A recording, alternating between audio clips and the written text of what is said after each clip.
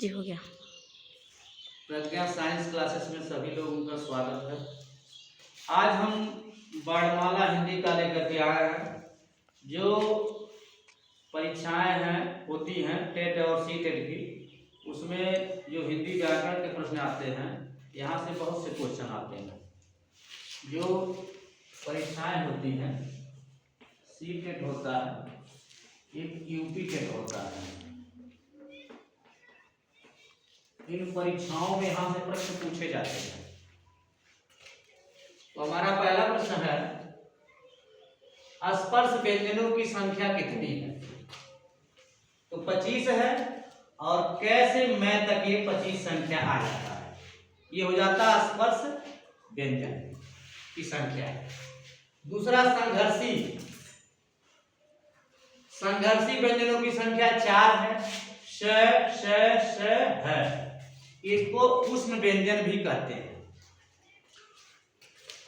पहला हो गया। दूसरा, तीसरा हमारा है संयुक्त व्यंजनों की संख्या, संयुक्ताक्षर जिसे कहते हैं, छ, त्र, ज्ञ, स्व, ये भी 4 होते हैं। अब हम आते हैं अर्ध स्वर। 2 होती है इसकी संख्या, व, ये और व होता है, ये अक्षर होते हैं अर्ध स्वर। लुंठित स्वर एक होता है जो र होता है। अभी हम नहीं बोले हैं, आगत व्यंजन एक होता है, द्विगुण होते हैं, अभी आगे पढ़ाएंगे। आगत व्यंजन जो है जय और फ होता है। अब हम आते हैं 6वें पर, अंतस्थ व्यंजन। अंतस्थ व्यंजन 4 होती है इसकी संख्या, य, र, ल, व, ये होता है। अब हमारा आता है 7वां द्विगुण व्यंजन। द्विगुण व्यंजनों की संख्या कितनी? 2 है। र है, ढ है और ढ है, ये 2 अक्षर है। वर्णमाला में अयोगवार की संख्या कितनी होती है? 2 होता है। अंक है, 2 संख्या होती है।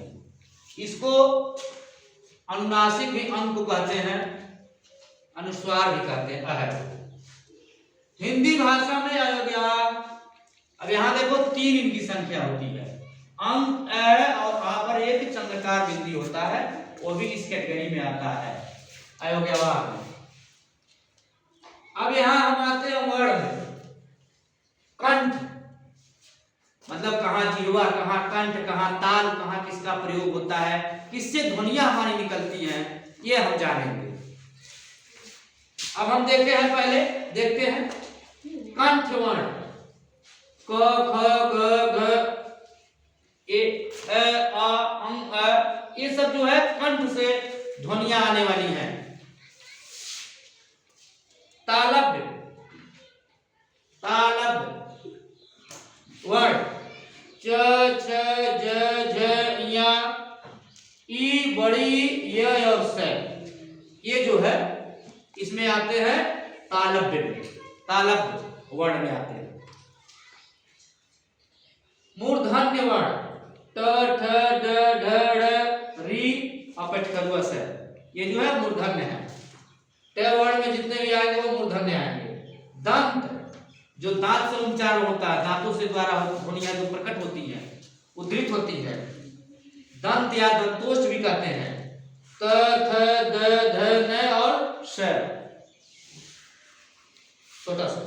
ओष्ठ, ओष्ठ से हमारा पो, फो, बो, भो, मो, ये ओष्ठ से ध्वनियां आ रही हैं, और ये ऊ और बड़ा ऊ, ये हमारा ओष्ठ से, ओष्ठ वाली वर्ण हो जाएंगे।